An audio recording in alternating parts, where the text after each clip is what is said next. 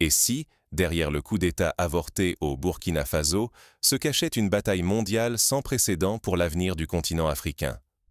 Oubliez la version officielle et les discours convenus.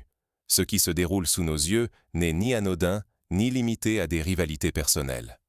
C'est la révélation d'une lutte géopolitique qui traverse les frontières et qui s'inscrit dans l'histoire longue de la domination et de la résistance africaine. Ce que l'on vient de découvrir, c'est un réseau tentaculaire, une toile d'influence tissée depuis des décennies et qui menace, à chaque instant, la stabilité d'une région déjà éprouvée. Le gouvernement burkinabé a affirmé avoir déjoué une tentative de putsch d'une ampleur inédite. Pour la première fois, des vidéos de confession circulent sur la télévision nationale. On y découvre des ex-militaires, des personnalités civiles respectées, des dignitaires religieux, tous accusés de haute trahison. L'émotion est d'autant plus forte que les enquêtes mettent à jour des flux financiers colossaux, circulant du Burkina Faso vers la Côte d'Ivoire et le Togo. Cette révélation a bouleversé la population, rappelant les heures sombres des années 90 où l'argent sale circulait sans entrave entre les régimes, déstabilisant des nations entières. Les flux d'argent détectés ne sont pas de simples transactions. Ils rappellent les mécanismes utilisés pendant la guerre froide, lorsque les grandes puissances finançaient, dans l'ombre, des réseaux de mercenaires pour renverser ou soutenir tel ou tel régime africain. Ici, des fonds impressionnants ont été transférés d'Abidjan et de Lomé, non pas pour des investissements ou des aides humanitaires, mais pour acheter des complicités jusque dans le cercle rapproché du pouvoir à Ouagadougou. Ce n'est pas un hasard. Cela révèle l'existence d'un réseau transfrontalier sophistiqué, alimenté par des intérêts qui dépassent de loin la sphère des conflits locaux. Pourquoi la Côte d'Ivoire et le Togo? Ces deux pays jouent un rôle ambigu dans la région.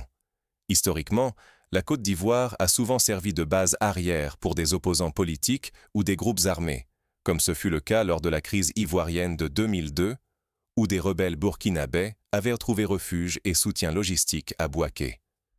Le Togo, quant à lui, a déjà été le théâtre de négociations secrètes et de médiations douteuses. Aujourd'hui, ces nations servent de refuge ou de relais logistique aux acteurs clés de la déstabilisation du Burkina Faso. Parfois, elles agissent sous la protection, ou du moins avec la tolérance, de puissances étrangères solidement implantées dans la région. Derrière ces manœuvres, l'ombre de la France, de la Russie et d'autres puissances comme la Chine plane sur le Sahel. Chacune cherche à conserver ou étendre son influence, à l'image des rivalités qui avaient déchiré l'Afrique centrale lors de la crise congolaise des années 60. À chaque tentative de coup d'État, ce n'est pas seulement le sort du Burkina Faso qui se joue, mais celui du Sahel tout entier, et par extension, celui de l'émancipation panafricaine. La souveraineté des peuples africains vacille, menacée par des ambitions extérieures décidées à garder la main mise sur les ressources minérales, énergétiques et la sécurité régionale. Ce n'est donc plus seulement une affaire interne, ni même un simple affrontement de palais. Il s'agit d'un duel mondial autour de la révolution panafricaine et de l'Alliance des États du Sahel, l'AES, cette coalition qui rêve d'émanciper la région des tutelles étrangères. On assiste, comme lors de la conférence de Berlin en 1884, à une redistribution des cartes. Mais cette fois, les acteurs africains entendent bien tenir le stylo. Fermer les yeux sur ces enjeux, c'est risquer de voir l'élan pour une Afrique souveraine s'écrouler. C'est aussi mettre en péril la stabilité, la prospérité et la réputation du Sahel tout entier. Or, chaque tentative de déstabilisation, chaque manipulation financière, chaque infiltration étrangère est un coup porté à la crédibilité des institutions africaines. Mais comment ces réseaux d'influence ont-ils pu tisser leur toile jusque dans les couloirs du pouvoir burkinabé? Pour comprendre, il faut revenir sur les signes précoces de la crise, bien avant que les médias ne s'en emparent. Tout commence bien avant l'année 2023. Pour saisir l'ampleur de la tentative de coup d'État au Burkina Faso, il faut remonter le fil des événements, comme un enquêteur minutieux remonterait la piste d'un crime organisé. Ce n'est pas l'histoire banale de quelques militaires frustrés. C'est un puzzle multidimensionnel, construit patiemment, où s'entremêlent civils influents, officiers déchus, insurgés aguerris et parrains économiques. Au centre de ce puzzle, une figure, Alhaji Maguy Sakane Dey. Respecté pour son âge, il aurait pu incarner la sagesse. Mais dès 2023, il se retrouve à la tête de la manœuvre. Son rôle ? Être le chaînon discret, le pont entre l'ancienne garde et les nouveaux ambitieux. À 2 reprises au moins, il rencontre Pohéry Damiba, l'ex-dirigeant de la transition, aujourd'hui exilé au Togo. Ensemble, ils trament les fils du retour, unissant l'ancienne élite militaire et politique autour d'un même objectif : reprendre le pouvoir à tout prix, quitte à plonger le pays dans le chaos. Un coup d'État ne se lance pas sans carburant. Pour financer l'opération, Alhaji Maguy Sakane Dey traverse la frontière ivoirienne en toute discrétion.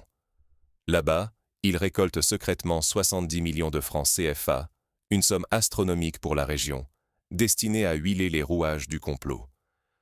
Pour donner un ordre de grandeur, ce montant permettrait de financer pendant une année entière les salaires de plus de 100 enseignants ruraux au Burkina Faso. Mais ici, l'argent n'a qu'un but : acheter des loyautés, garantir des silences, ouvrir les portes cachées du pouvoir.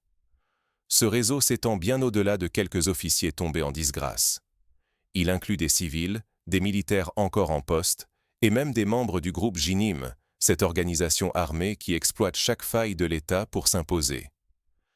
La menace n'est donc plus seulement politique, elle s'enracine dans la société, l'armée et les marges explosives du Sahel. On se souvient, à titre de comparaison, du rôle des FARC en Colombie, qui réussissaient à infiltrer jusqu'aux plus hautes sphères du pouvoir dans les années 90, créant une zone grise où l'insécurité devenait la norme. Ignorer la profondeur de ces connexions, c'est sous-estimer la capacité du réseau à tout infiltrer, à menacer non seulement le président actuel, mais l'équilibre fragile du pays. Chaque étape, chaque complice, chaque franc CFA injecté dans le complot fragilise un peu plus le pouvoir et prépare le terrain à la déstabilisation. Comme lors des coups d'État successifs en Guinée-Bissau entre 1980 et 2010, l'argent et les alliances clandestines deviennent les armes principales de la guerre de l'ombre. Au-delà de l'orchestration financière et des alliances d'anciens chefs, une opération méthodique, presque chirurgicale, se met en place. Son objectif ? Renverser le président, bien sûr, mais surtout neutraliser toute possibilité de résistance. Il s'agit de décapiter le mouvement de libération burkinabé en lui coupant la tête et les bras. C'est un schéma qui rappelle les purges opérées par certains régimes autoritaires du passé, où l'assassinat ciblé et la neutralisation des opposants précédaient la prise de pouvoir. Pour comprendre comment ce plan a failli réussir, il faut plonger dans les coulisses de cette alliance improbable, où ambitions personnelles et influences étrangères se mêlent, dessinant une toile d'intrigue qui menace tout l'équilibre régional. Un coup d'État n'est jamais un simple affrontement local. Il y a toujours, dans l'ombre, des marionnettistes puissants qui avancent leurs pions en silence. Au Burkina Faso, la tentative récente porte la marque d'un jeu d'échecs mortel. Chaque pièce avance avec prudence, masquant ses véritables intentions. Le premier acte du plan était glaçant.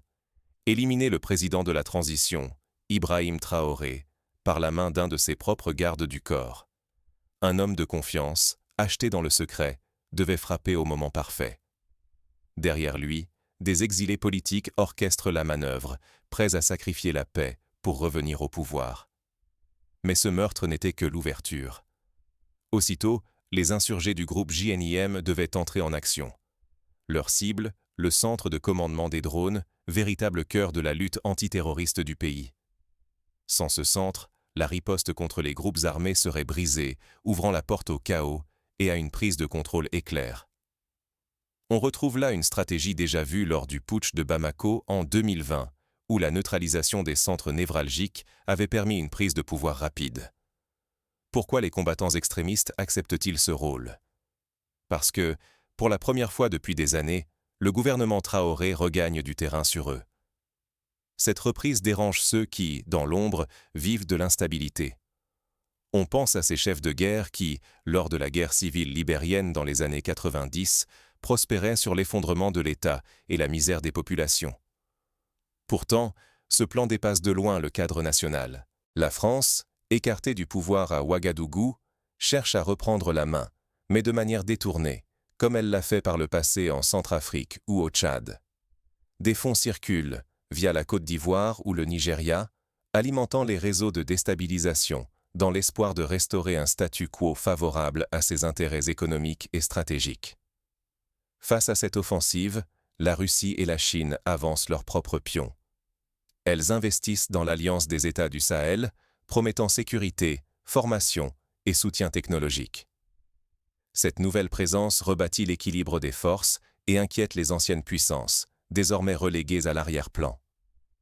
On assiste à une recomposition comparable à celle de l'Asie du Sud-Est dans les années 70, lorsque l'influence américaine fut contestée par de nouveaux partenaires régionaux. Ce plan n'était pas un simple putsch militaire.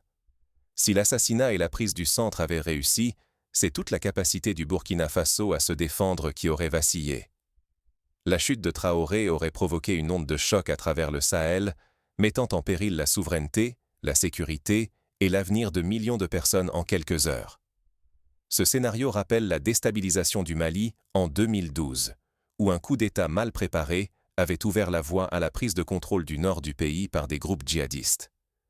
La guerre ne se limite pas aux armes. Sur le terrain médiatique et diplomatique, la bataille se joue aussi à coups de rumeurs, de fausses informations, de campagnes de désinformation sophistiquées. Ces stratégies, déjà utilisées lors des élections au Kenya en 2017, peuvent renverser l'opinion publique et affaiblir durablement la confiance dans les institutions. Mais qui a vraiment donné l'ordre? Pour le savoir, il faut remonter la chaîne des commanditaires, là où se mêlent ambitions personnelles et intérêts transnationaux. L'histoire du Burkina Faso, comme celle du Congo dans les années 60, est jalonnée de figures de l'ombre, parfois installées à l'étranger, qui tirent les ficelles des événements. Et si cette tentative de coup d'État déjoué n'était que le premier acte d'une série plus vaste? Très vite, une évidence s'impose. Tant que Pohéry Damiba, cerveau présumé du complot, reste à l'abri à l'étranger, la menace demeure. La stabilité nationale et celle du Sahel tout entier restent suspendues à son extradition et à la tenue d'un procès équitable. Sans cela, la justice ne pourra refermer la brèche et la population continuera de douter de ses institutions. Le spectre du chaos et de la division planera, rendant chaque avancée fragile pour le gouvernement burkinabé et l'Alliance des États du Sahel. La situation se complexifie. Des soupçons de complicité extérieure émergent, visant la Côte d'Ivoire et le Togo. La Côte d'Ivoire, déjà mêlée à d'autres affaires de déstabilisation, on se souvient du rôle d'Abidjan lors des conflits en Sierra Leone dans les années 90, et le Togo, où Damiba a trouvé refuge, sont accusés d'avoir facilité ou toléré le complot. Des fonds considérables, plusieurs dizaines de millions de francs CFA, auraient transité par des réseaux occultes pour financer ces manœuvres. Jusqu'où certains États voisins sont-ils prêts à aller pour empêcher l'émergence d'un Sahel autonome et solidaire? La confiance régionale vacille, et l'AES risque l'isolement face au reste du continent. À l'échelle africaine, ce n'est pas qu'une succession de coups d'État, c'est un bras de fer géopolitique. La France, affaiblie dans la région, tente de préserver ses intérêts, notamment en multipliant les accords diplomatiques et économiques avec le Nigeria, comme ce fut le cas lors du partenariat signé en 2022 pour la lutte contre le terrorisme. En face, la Russie et la Chine consolident leur présence auprès de l'AES, offrant des partenariats militaires, énergétiques et technologiques. L'AES, sous nos yeux, accélère sa transformation. Projet nucléaire, création d'un passeport commun, ambition d'indépendance monétaire et énergétique. Cette nouvelle dynamique inquiète les anciennes puissances, qui voient leur influence reculer au profit de nouveaux acteurs mondiaux. Chaque affaire d'ingérence, chaque coup d'État avorté rappelle une chose. La stabilité du Sahel reste fragile. Le rêve d'une Afrique souveraine, capable de défendre ses intérêts et d'exploiter ses ressources, est encore menacé. Si les auteurs de ces complots ne sont pas jugés, si la vigilance faiblit, tous les efforts pourraient être réduits à néant. Le risque? Voir s'effondrer non seulement les espoirs du Burkina Faso, mais aussi ceux de toute la région et, à terme, du continent tout entier. Pourtant, cette crise offre aussi une opportunité. Elle permet d'identifier les failles, de renforcer la coopération sécuritaire et de bâtir une solidarité régionale réelle. Mais pour que tout cela ne reste pas lettre morte, il faut agir sans tarder, avec détermination et méthode. La suite dépendra de la capacité des dirigeants à surmonter les divisions et à restaurer la confiance. Un nouveau chapitre s'ouvre, où chaque décision pèsera lourd sur l'avenir du Sahel. L'histoire récente du Rwanda, qui a su se reconstruire après le chaos des années 90 grâce à une solidarité nationale et régionale, montre qu'une renaissance est possible même après les pires épreuves. Comment transformer la menace en moteur de renaissance pour l'Afrique? Passé le choc, le moment est venu de s'attaquer aux racines du problème et de bâtir une riposte durable. Car chaque tentative de coup d'État, au-delà du danger immédiat, est un signal d'alarme. Toute la région doit s'interroger et se réinventer pour ne plus subir son histoire, mais la façonner. Première réponse. La justice sans compromis. Le Burkina Faso doit poursuivre en justice tous les cerveaux du complot, sans exception ni protection. Leur extradition, si nécessaire, doit être exigée auprès des pays complices ou réticents. Ce fut le cas, par exemple, lors de l'affaire Hissène Habré, où l'ancien dictateur tchadien a finalement été jugé, après des années d'exil, au Sénégal. Il s'agit d'un avertissement limpide. Quiconque porte atteinte à la souveraineté africaine devra rendre des comptes, où qu'il se cache. La loi ne doit plus jamais être un simple outil ou une façade, mais un rempart contre l'impunité. Deuxième levier, la diplomatie régionale, réinventée. S'inspirer du Ghana, qui a su résister aux pressions extérieures et protéger ses institutions lors des crises politiques de 2008, prouve qu'une alliance solide et sincère entre États du Sahel est possible. L'heure n'est plus aux accords de façade ni aux partenariats fragiles. Il faut bâtir un front commun, soudé, pour empêcher toute brèche exploitable par des puissances étrangères. C'est le prix à payer pour défendre la révolution et la stabilité du continent. Troisième pilier, l'intelligence collective. Mettre en place des mécanismes de surveillance régionale devient urgent.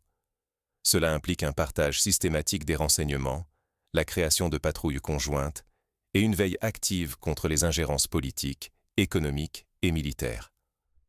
On peut s'inspirer du modèle du G5 Sahel qui, malgré ses limites, a permis quelques avancées en matière de coordination sécuritaire.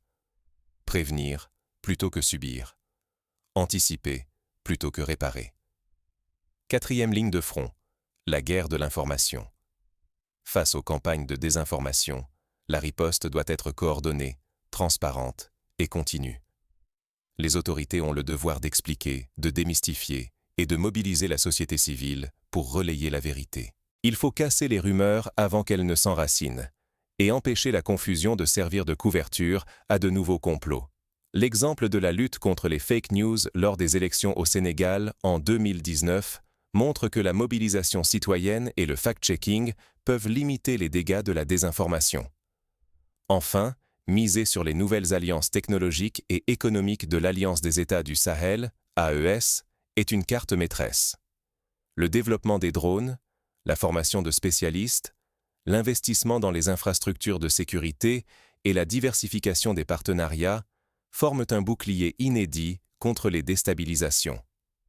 La souveraineté technologique et la coopération Sud-Sud sont les seules assurances viables pour l'avenir. L'Inde, par exemple, a su développer son industrie de défense grâce à des partenariats avec d'autres pays émergents, réduisant sa dépendance aux grandes puissances. Mais il y a un risque. Si l'Afrique ne réagit pas, chaque coup d'État réussi en appellera un autre. La paix, la stabilité et la souveraineté chèrement conquises sont menacées. Tolérer l'impunité ou la division, c'est ouvrir la porte à l'effondrement de toute une révolution et à l'effacement du rêve panafricain. L'histoire de la République centrafricaine, plongée dans un cycle de violence faute de réaction collective, illustre ce danger. Chacun, citoyen, État, diaspora, doit s'approprier ce combat. Car c'est ensemble, ou jamais, que l'Afrique bâtira son avenir. Les victoires populaires, comme celles obtenues au Soudan contre la dictature en 2019, prouvent que la mobilisation citoyenne peut changer le cours de l'histoire. Mais transformer l'indignation en action concrète demande plus qu'un sursaut institutionnel. Qui, en première ligne, portera cette nouvelle dynamique panafricaine? Les jeunes, qui constituent plus de 60% de la population du continent, doivent être au cœur de ce renouveau. À travers l'éducation à la citoyenneté, les réseaux sociaux, l'entrepreneuriat solidaire, ils peuvent impulser une nouvelle façon de penser la politique et la souveraineté. Le destin de l'Afrique se joue aujourd'hui, dans le silence ou dans l'action. La récente tentative de coup d'État déjouée au Burkina Faso révèle plus qu'un affrontement entre militaires. C'est un choc frontal entre la soif de souveraineté et la volonté de puissances étrangères d'imposer leurs lois. L'enjeu n'est rien de moins que l'avenir du continent, comme lors des luttes d'indépendance des années 60, qui ont vu naître des figures emblématiques comme Patrice Lumumba ou Thomas Sankara. Derrière les uniformes et les slogans, des intérêts venus de la Côte d'Ivoire, du Togo, de la France, de la Russie, et d'ailleurs s'activent dans l'ombre. Ils orchestrent, financent et attisent nos divisions, déterminés à exploiter nos ressources, dicter nos politiques et empêcher toute émancipation authentique. Leur objectif est clair: briser l'élan révolutionnaire du Sahel, fragmenter l'alliance des États du Sahel et maintenir l'Afrique sous surveillance et sous dépendance. Abandonner la lutte, c'est consentir à ce que d'autres écrivent notre histoire. C'est sacrifier le rêve de souveraineté sur l'autel de l'ingérence, laisser les mains invisibles détourner nos aspirations et condamner notre jeunesse à l'impuissance et à la soumission. L'histoire du continent est jalonnée de ces moments où tout aurait pu basculer, du coup d'État de 1963 au Togo à la résistance héroïque des Sud-Africains contre l'apartheid. Mais l'histoire reste à écrire. Aujourd'hui, chaque citoyen détient une parcelle de pouvoir. S'informer, dénoncer les manipulations, exiger la transparence de nos dirigeants, refuser la résignation. La vigilance citoyenne n'est pas un luxe, mais une nécessité vitale pour préserver la stabilité du Sahel, la sécurité de toute la région et la maîtrise de nos richesses naturelles. Notre engagement collectif peut faire pencher la balance, protéger la révolution panafricaine et transformer l'espoir d'une Afrique forte en réalité. Si nous choisissons le silence, les puissances extérieures continueront d'étouffer nos ambitions impunément. Mais si nous faisons front, si nous restons vigilants et unis, alors l'Afrique pourra reprendre son destin en main, restaurer sa dignité et s'imposer sur la scène mondiale. L'heure du choix a sonné. Serons-nous de simples spectateurs ou les auteurs de notre propre révolution? L'engagement commence ici et maintenant. Ensemble, construisons un avenir à la hauteur de nos espérances.